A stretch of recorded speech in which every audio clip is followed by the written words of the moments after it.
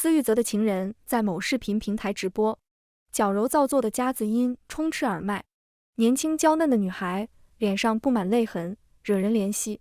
她哭诉自己的感情，回忆与恋人的美好，最后表示一切都将在今晚终结。然后她带着她的破碎感和开到顶的美颜滤镜，唱了一首又一首伤感情歌。昨天这张脸面对我时，还是一副盛气凌人的模样。林小姐，打个赌吧，听说明天是你们结婚纪念日，你说他会选你还是选我？半个小时前，他给我甩过来这个直播链接。原来他的手段就是模仿古早言情里的娇妻带球跑，等着司玉泽去追回她。此刻满屏都是路人对他感情不顺的安慰，而在清一色的安慰中，榜一的质问与焦急显得格格不入。他问他在哪里，让他不要任性，不要冲动。敏锐的网友们迅速嗅到了不同寻常的信号，只不过那是个刚刚注册的账号，什么都扒不出来，但不妨碍大家磕生磕死。短短半个小时，直播间涌入几十万观众。在信息高速流通的时代，这场没头没尾的直播被渲染成可歌可泣的爱情，各种新生词条在热搜榜上乱窜。摩天大楼顶层包场的情人餐厅，几千朵红玫瑰簇拥，小提琴浪漫悠扬的曲调环绕。我独坐，静看这场百万热度的直播。一条后台私信弹出，我赢了，附带一张聊天截图，只有短短4个字：别走，等我。截图里没有姓名，但头像却是我最熟悉的。本该和我一起过结婚纪念日的司玉泽，为了他闹脾气的情人，放了我的鸽子。我退出直播，将餐厅里的菜都点了一遍，每样都只浅尝一口。离开餐厅时，服务员眼底是克制又难以掩饰的同情。18岁时说会爱我一辈子的司玉泽，让我在28岁时变成别人眼里的可怜虫。所以，校园文为什么只写到男女主结婚呢？大概是因为大部分婚姻都没法从一而终吧。爱是一瞬间的永恒，谁也没法替未来的自己担保，一辈子真的会是一辈子。我和司玉泽是自由恋爱，从校服到婚纱的感情并不顺利。他爷爷搭上改革开放的第一波东风，到他这里已经是富3代，而我父母在小县城摸爬滚打一辈子，至今也只是能买2套房而已。门不当户不对的爱情，阻碍很多。从我们在一起开始，他家里人就一直在劝分，还不停给他介绍其他女孩。本来毕业就可以回家继承家业的他，为了我和家里对抗，留在了离家很远的北方。为了拿到户口本和我结婚，他骗家里我怀孕了，被他爷爷揍到在医院住了2个月。这么多年，他从没让我在他家人那里受一分委屈。可偏偏是这样的人，嘴里说爱我，转头吻向别人。如果不是他的情人自曝，不知道我还要在爱的假象里被蒙蔽多久。毕竟昨天他的情人上门挑衅时，我毫不犹豫地选择了相信他。谁会相信一个白天只比运筹帷幄，夜晚捧着妻子的脚为他修剪指甲的男人，其实出轨已久呢？我不相信，所以遭了报应。有些男人真是天生的演员啊，把爱和忠贞演得那么惟妙惟肖。可是不爱而已，是什么难以启齿的事情吗？为什么要把人当傻子耍？还是说他享受做一个爱情骗子给他带来的成就感？我不禁想，司玉泽在我面前表演爱的时候，有没有一瞬间很得意？当初绞尽脑汁才追到的女人，竟然也是如此愚不可及。视之单兮，犹可说也。男人总是可以轻而易举地从爱情里脱身。从餐厅出来，外面下了雨，助理撑着伞走到我身边，我伸手接了一捧从屋檐上滴落的积雨，又冷又疼。联系律师，清点我和司玉泽名下的所有财产，尽快做出一个划分。现在时代不同了，女之单兮，亦可说也。清早，各社交平台被司玉泽出车祸的信息刷屏。我下午才到医院，苹果转了几个圈，完整的果皮被削下。我切开下一小块苹果肉，放入自己的口中，徒留司玉泽伸过来的手尬在空气中。病房里充斥着呛鼻的消毒水味儿，滴答滴答的输液声在病房里格外突出。他昨夜未归。今日一早，本地媒体上全是他在高架飙车追爱出车祸的报道。我们结婚的时候，他很高调。过去几年的结婚纪念日，他也从没收敛。纪念日出车祸的新闻一报，各种猜测接踵而来。在司玉泽的授意下，他的公司做出这样的公关，而作为被追爱的我，昨夜在餐厅等了他一晚，这个新闻的真实性，我们都心知肚明。只是他不主动开口解释，我也不主动开口质问，就这么尴尬了很久。想起年少时看小说，被赌气不张嘴的男女主角气到的经历，此情此景，真是没意思极了。如果真的那么喜欢，为什么不给他一个名分呢？思玉则没接话，只是平静地打量我，唯有不自觉紧被子的右手暴露了他。他就是这样，即使被人戳中了内心，也要冷静地先探查对方是已经掌握了证据，还是无谓的试探。在没有切实的证据之前，即使事实如此，他也不会承认。以前我喜欢看他将这一套用在商场上，欣赏他的杀伐果断和游刃有余。只是我没想到，有一天他会将这一套也用在我身上。可能从他决定出轨那一刻，我也成了他的对手之一。我抬头直视他的眼睛，释然地笑笑。小玫瑰追回来了吗？思玉泽的表情终于有了一丝裂痕，但他什么都没说，既没有急着否认，也没有迅速道歉，而是问了一个无关紧要的问题：你什么时候知道的？思玉泽一直把情人藏得很好，他信我不可能查到对方的信息，担心我收集你出轨的证据，分走你的财产吗？我尽量露出和善的表情，但我们都懂这句话里的咬牙切齿。爱的时候彼此了解，叫两心相知，叫 soulmate。 不爱的时候，这种了解就是刺向彼此尖刀。我不是这个意思。思玉泽率先软下声音，结婚纪念日缺席，是我不对，等我出院了，我们补过，这次一定不会再有意外。是吗？那我能邀请你的小玫瑰做我们4周年结婚纪念的见证者吗？思玉泽脸黑了。我起身，留下带来的离婚协议书。下次见面，希望我们是带着签好字的离婚协议书，站在民政局门口。离婚并不顺利，因为思玉泽不同意，理由是他只是出轨了，并不是不爱我了。他让助理给我送来个大高奢当季的新品，昂贵的珠宝首饰，市中心寸石寸金的大平层，还有全球限量的跑车。我承认出轨是我不对，但琳，我们都不是小孩子了，人不可能只对个人产生欲望，也不可能控制得住自己的欲望。我爱你，这一点从没变过，过去是，现在是，我保证未来也是。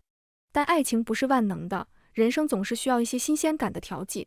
不是他，也会有别人，只是玩玩，你何必在意？我被他这一番诡辩惊到失笑。那我是不是应该谢谢你的坦诚，没有骗我骗到七老八十，让我这一生都变成一个笑话？思玉则揉揉眉心，露出果然如此的表情。他觉得我在无理取闹。我知道事情发生的太突然，你一时间接受不了也正常。这样吧，我让助理给你订票，你出去走走，散散心。想买什么就买，我来买单。我看着他熟练地掏出手机准备转账，想了想改为写支票，顿了顿决定直接把他的黑卡给我。然后他发现他的黑卡早就给我了，为了缓解尴尬，还是选择直接给我转账。动账信息一条接一条，全部是那些特殊转账数字520W、1314W。浪漫不是一种天分，它需要后天的启发和调教，而我和思玉泽之间没有过这种行为。毫无疑问，这种浪漫是他从情人那儿学来的。用哄情人的手段对付我，在他心里，我和他的情人又有什么区别呢？都是用钱就可以打发的玩物。转账完，他好像解决了什么棘手的问题一样，轻轻松了一口气。抬起头时，嘴角都上扬了一个弧度。我嘲讽地与他四目相对。是你的情人告诉你，女人心情不好的时候喜欢买，通过报复性消费来缓解情绪吧？思玉泽的嘴角僵住，很快那一口松了的气就消失殆尽。他已经想不起来了，琳生气的时候应该怎么哄。他现在满脑子都是对付情人的那套流程。我拿走那张签了名的空白支票，露出拿封口费的微笑。谢思总厚爱。既然他对我和情人已经没有区别，我又何必囿于感情，碍于骨气与尊严，不要他的东西呢？我没有按思玉泽的安排出去旅游散心，依旧每天兢兢业业的上班。思玉泽出院后也没有回家，而是马不停蹄地投入情人的怀抱。每当衣橱里多出来一些我没有买过的东西，我就知道思玉泽的小情人又和他闹脾气了。也只有在他的情人闹脾气，需要他花精力去哄时，他才能想起来他的家里还有一个明媚正娶的妻子。于是他花钱哄情人的同时，会让他的助理往我这里也送一份。某天我下班时，正巧碰到他的助理送东西过来。我不懂珠宝，但助理正小心翼翼放好的蓝宝石，我想应该价值不菲。这算什么？一碗水端平吗？我是不是应该谢谢他？和情人你侬我侬如胶似漆的时候，还能记起来我的存在。助理讪笑着拉上柜门，不卑不亢。不管怎么说，在司总心里，夫人您才是第一位的，往您这儿送的东西只会更多更好。您啊，也别太生气了，男人嘛，有几个心和身体都是干干净净的呢？他把柜门的钥匙塞到我手里，能实实在在握在手里的东西才是真的。说得真好，我向他伸手发票，早给您准备好了。他拉开收藏室的某一个抽屉，里面整整齐齐地放了一沓又一沓购买凭证。辛苦了，我随手拿了2个高奢包包塞给他。没用过，不嫌弃的话可以送你女朋友。他微微弯腰致谢，不惊不喜，谢谢夫人。那天我将收藏室衣帽间的东西都清点了一遍，核算下来是我这辈子都赚不到的钱。所以司玉泽这么有恃无恐，是不是也料定了我舍不得他的钱大过于舍不得他？不看情面看钱面，过惯了富太太衣来伸手饭来张口的优渥生活，我不会舍得放弃这样的日子，重拾柴米油盐，为了保障生活质量，一定会选择忍下去。呵，他还挺会算。我将司玉泽送给我的东西逐一打包好，分批次全部转卖，然后用这些钱在西部某县城高中捐了一栋图书馆、一栋教学楼、栋食堂、一栋体育馆。助理再来送东西时，发现收藏室都空了，他表现出极大的震惊，想问什么，但最终还是忍住了。我挑了一块价值7位数的手表给他，封口。此后半年，货从我的左手进，又从我的右手出，钱像流水一样从我的账户里划过，一星半点也没留。无他，嫌脏而已。司玉泽的新鲜感持续了半年。小玫瑰哭唧唧地跑过来质问我，使了什么手段，让司玉泽要与他分手。我把纸巾推到他面前，别哭了，你这化妆品不防水，妆已经花了。小玫瑰跺跺脚，恼怒的捂脸跑了。当天下班回到家，阿姨神秘惊喜地和我耳语，说司玉泽回来了。阿姨话音刚落，司玉泽就穿着松松垮垮的睡袍下楼了。他的头发湿漉漉的，明显是刚洗完澡。我看了看手表，现在是晚上7点，正常人谁会在饭点洗澡？几乎是立刻的，我脑子里浮现出小玫瑰梨花带泪的脸，一个想法在脑子里呼之欲出。司玉泽为了哄情人，带他回家做那种事，通过羞辱我的方式博美人一笑。我停下换鞋的手，倚着玄关柜，不由得自嘲一笑，上次高价飙车怎么没把你撞死呢？不去看司玉泽的反应，无视阿姨惊恐的表情。我从阿姨手里拿回自己的包，转身走出房子，走出院子，准备沿着公路直走到能打车的地方。很快，身后响起急促的脚步声。司玉泽拽住我的手腕，天都黑了，你还要去哪儿？就这么不想看见我？我甩开他的手，但很快他又被他拉住，脚步被迫停下来。你是觉得这个城市这么大，除了你的房子，我就无处可去了是吗？不然呢？你在这里还有别的房子吗？胸腔积怨已久，听到这句话，轰鸣炸开。所以你就这样肆无忌惮地羞辱我？我羞辱你？这房子不是我们俩共同的家吗？我回自己家怎么就羞辱你了？早就不是了，离婚协议书尽快签了吧，我明天就搬出去。以后你想带谁回来就带谁回来，我不是你们助兴的工具。你在胡说八道什么？说完，司玉泽反应过来我话里的意思。我在你心里就这么不堪吗？不然呢？司玉泽松开了我的手，气愤地原地转了一个圈，踢倒了路边的垃圾桶。是我婚内出轨，我混蛋，我不是什么好东西，但我还没低劣到你以为的那种程度。他弯腰，不由分说把我扛到肩上，往别墅走去。我握紧拳头，狠狠砸向他的背，放我下去。司玉泽充耳不闻。你不是说我羞辱你吗？我现在就带你去看看，我到底有没有带不该带的人回来。回到别墅，司玉泽将我放下来，他拽着我的手，强迫我和他一起踹开一个又一个房间的门，检查里面到底有没有不该出现在这里的女人。最后一个房间打开，里面空空如也。司玉泽看着我，怎么样？得到你想要的答案了吗？我别开脸，有什么区别？司玉泽被我的态度击倒。有什么区别？区别就是我做过的事情我就敢认，我没做过的事情我也不接这波脏水。我还是那句话，有什么区别？司玉泽破防，他无力地靠着墙。自他出轨以后，这是他第一次认认真真地看我。你嫌我脏了，是吗？司玉泽还是没有签离婚协议书。诚如他所说，对情人的新鲜感过去了，他最爱的还是我。为了向我证明他所谓的爱，他暂时和小玫瑰断了，也没有再养新人。他的助理每天都到我这儿报道，除了送东西，还有汇报司玉泽一天的行踪。即使我说我不感兴趣，助理还是会喋喋不休地说完。抱歉，夫人，我的工作，请您理解。每次汇报完，助理都会对我致歉。有一天，在他汇报前，我先打断他：你占用、浪费的是我的时间，我怎么理解你？助理一顿，那夫人有什么好的建议吗？他不是说钱在哪儿，爱就在哪儿吗？我指了指那些价格昂贵，但我从来没用的包包和首饰，别净给一些没用的东西。助理心领神会，夫人的话我会向司总转达的。很快，在住的房子转给我个人了。我不满意，司玉泽又买了好些商铺送给我，我还不松口，他送了我一些股份。最后，他的卡也全部对我开放。我撕掉离婚协议书，我不管他在外面玩，他也别回家恶心我，大家井水不犯河水。助理，这和之前有什么区别吗？有啊，他可以敞开了在外面玩，还不用担心我每天都寄离婚协议书去，没有后顾之忧，他玩起来不是更加畅快？烦他了。助理似懂非懂地走了。我叫住他，哦，对了，送我的礼物不能免掉，还是像之前一样。他眼睛立刻亮起来，好像是想通了什么。估计在他心里，我已经完成了一个转变，从视金钱如粪世，誓死捍卫纯洁的爱情，变成去他爹的真情，我只要荣华富贵。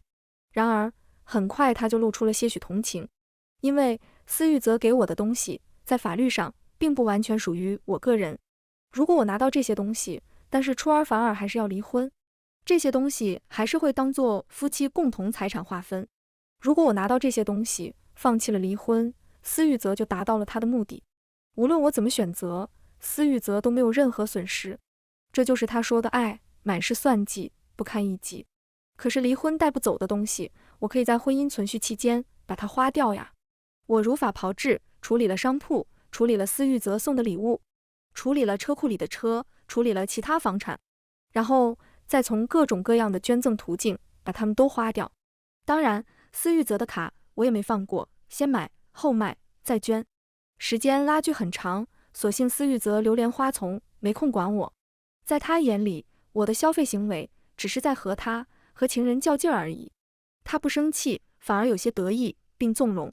东窗事发在一个早晨，司玉泽给新情人买金屋藏娇的别墅时，发现每张卡的金额都覆盖不了别墅的价格。他去查了账，发现是我昨天从不同的卡里一共刷走了1.7亿，导致现在他的每张卡余额都不足100万。聪明如他，立刻下令查他的所有卡对我开放以来的全部流水。这是一个很大的工作量。司玉泽来找我时，这个工作开展不到1/4。1.7亿，你买了什么？我没想瞒他，直言不讳，车。什么车？一个绝版的典藏款跑车。我记得你对车了解不多，也没有兴趣。送你的礼物，在车库，你可以去看看。从进门开始，司玉泽都很冷静，他一心想从我的脸上看出阴谋诡计或是破绽。我的回答让他沉默了一瞬，他似乎在为自己的小人之心而羞愧。为什么要送我礼物？他的语气和缓了不少。不为什么，想送就送。司玉泽去车库看了那辆1.7亿的车，没再说什么，走了。我等了3天，估摸着他们查账应该快查完了。第4天，起诉离婚的传票就寄到了司玉泽的公司。他捏着传票，怒不可遏地回到家。花光了我的钱，现在决定把我踢开了是吧？琳琳，我得提醒你一句，你买的那些房、车、商铺、珠宝，就算他们只写着你的名字，也是属于夫妻共同财产，离婚了，你也吞不下全部的。他查了他自己的账户，还没来得及查我的，或者说他不屑于查我的。所以司玉泽并不知道，我把买回来的东西又转手卖了，还捐了。但我不会自爆。哦，这些风险，我的律师已经和我说过了。反正你的钱我已经全部花过一遍了，就算吐回去也不亏。真的不亏吗？这样的大房子你以后还能住吗？还会有这么多阿姨照顾你的生活吗？1.7亿的跑车，你还能毫不犹豫地买下吗？听起来真是让人动心啊。我撇撇嘴，你说钱在哪儿，爱就在哪儿。可是现在你的卡里已经没钱了，支撑不起你所谓的爱了。从别墅出来，司玉泽心头的气还是没有消下。他想不明白，明明婚姻继续存续下去的好处那么多，玲玲为什么非要作妖？何况即使他现在花光了存款，下个月还会有源源不断的进账，他的钱是永远不可能花完的。他好吃好喝的供着他，他到底还有什么不满意的？既然他这么犟，那他就陪他玩，他等着他撞南墙，乖乖回到他身边的那天。毕竟由俭入奢易，由奢入俭难。他不信他还能回到普通人的生活。司玉则拨通助理的电话，让他清点他和玲玲的所有的财产，准备离婚的材料。然而当玲玲的只写了6行字的财产情况呈现在司玉则面前时，他还是有些不能理解。他买的那些东西呢，怎么不列上来？即使奢侈品和珠宝他不和他计较，商铺和房产还是得算清楚的吧。助理一言难尽，司总反复核查过了，夫人名下确实只有这些财产。至于夫人买的那些东西，助理递上一份文件，他全部又转卖出去了，而这部分转卖所得，夫人都捐出去了。司玉则翻看那份详细到某年某月某时的交易记录，脸色越发难看。我以前怎么不知道他这么善良？助理埋头，尽量降低自己的存在感。他猜测玲玲把收藏室里的东西卖了，但他没想到他居然把钱全捐了。他之前觉得玲玲愿意为了钱弯腰，未尝不是一件好事。现在他觉得他小看了这个女人。司玉则越看越烦躁，虽然捐赠这种事情，集团以及他个人每年也会例行做1-2个项目，但是把流动资金全都捐出去，没有哪个蠢货会这么干。他现在确信了玲玲在报复他，虽然这种报复不痛不痒，但也不是没有成效，因为他确实生气了。司玉则将文件扔到桌子上，眼不见为净。之前转给他的股份，他也卖了吗？没有，这个夫人还留着。司玉则点燃一支烟，抽了2口，估计是为了和我谈条件，亏我还真信了他不会和我离婚。办公室静悄悄的，只有丝丝缕缕的烟在往上飘。司玉则突然开口，你说为什么别的女人都能用钱哄好，就玲不行？助理想也没想就打，可能是因为他们本来就是为了您的钱来的，而夫人如果也是为了钱才和您在一起的，您根本就不会和他结婚吧？司玉则拿烟的手一顿，他遵循本能挽留他，不想和他离婚。可其实他早就想不起来他们当初到底是怎么在一起的。我下班回家，在客厅看到了不速之客。司玉则坐在沙发上，聚精会神地翻看一本相册，他嘴角噙着笑，偶尔眼神失焦，正透过一张张照片穿越时间的封锁和20岁的自己对话。我其实不太明白，他堂堂一个总裁，为什么下班总是比我早？你来干什么？司玉则合上相册，看向我的眼睛，带了一丝怀念与温柔。别用这种眼神看我，恶心。他的眼神破碎，终于从回忆里抽离，几度张口，还是把原来的话咽下。摊开厚厚的交易记录，相比上一次的愤怒，他这次平静了很多。我是该说你太贪了，还是说你是金钱如粪似？这么多钱，你一分也没给自己留。我冷嘲一声，这么多钱，你本来也没打算给我啊。我倒是想留，留得住吗？司玉则闭了闭眼，吐出一口气，所以你早就知道我转给你的东西没有法律效力。我不否认，是你把我想得太蠢，也把你自己想得太聪明。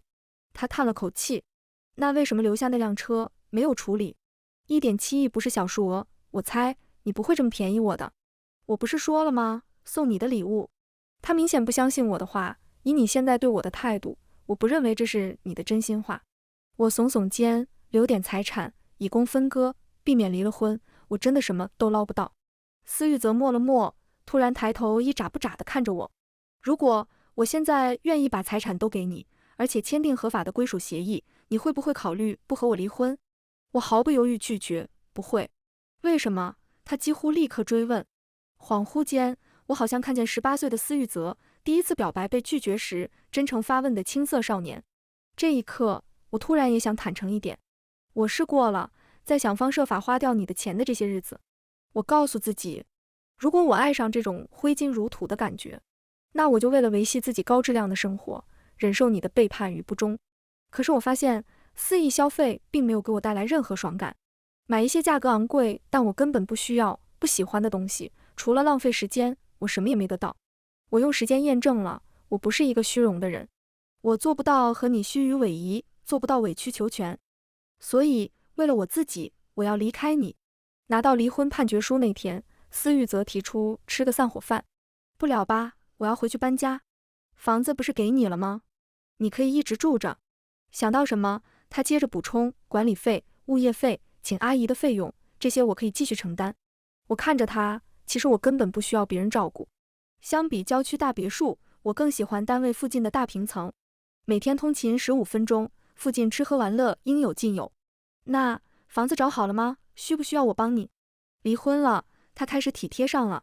不用，我不喜欢别人自以为是的干涉我的事情。司玉则准备拨电话的手愣住，他听懂了这句嘲讽。从前亲密无间的他们，从此形同陌路。他对他来说是不相干的路人了。尽管如此，他还是忍不住开口，有需要我帮忙的事情，可以直接打我电话。我不置可否，先一步驱车离开。诚如司玉则所说，他的钱根本花不完，所以他并不吝啬于多给我一些补偿。由于之前卡被刷到底了，虽然现在慢慢补回来，钱也还不多。司玉则懒得算这些零星的钱，46开是多少，大手一挥，全部都给我了。合法所得，我自己留着了，没有再捐出去。别墅和跑车都挂出去，被司玉则以高于市场价收了。男人啊，真是奇奇怪怪的生物，得到了不珍惜，失去了又开始怀念。离婚后的司玉则过了一段比较窘迫的日子。本来不缺钱的他，因为大手一挥几乎净身出户，又因为从林那里买回房子和车子，现在一有进账就优先划给林。朋友笑他，你说你都出轨了，情人来来回回换了7、8个，怎么在林那儿还演情圣？就是要我说，你就应该按转移夫妻共同财产起诉他，追回那些被他捐出去的钱。那现在就是他账户里的钱流向你了，说不定为了不还钱，他就不和你离婚了呢。司玉则心思一动，但嘴上不屑，起诉他追回。我是那种没品的人吗？钱而已，花了就花了，再赚就是。从会所出来，司玉则坐上助理的车。司总，咱们可不能起诉夫人啊，否则丢脸的可是您和集团。司玉则觉得身体有点热，心里烦躁的厉害。他不是什么好人，刚才有一瞬间确实动了歪心思，用这种不入流的手段逼他回来，但是刚有想法就被掐灭了。如助理所说，这么做能不能逼林回来不知道，但肯定会让他和集团先颜面扫地。此时他又不得不佩服起林的手段，他捐了他所有的钱，而且是用他的名义。前段时间他陆陆续续接到项目竣工的电话，邀请他去视察工作成果。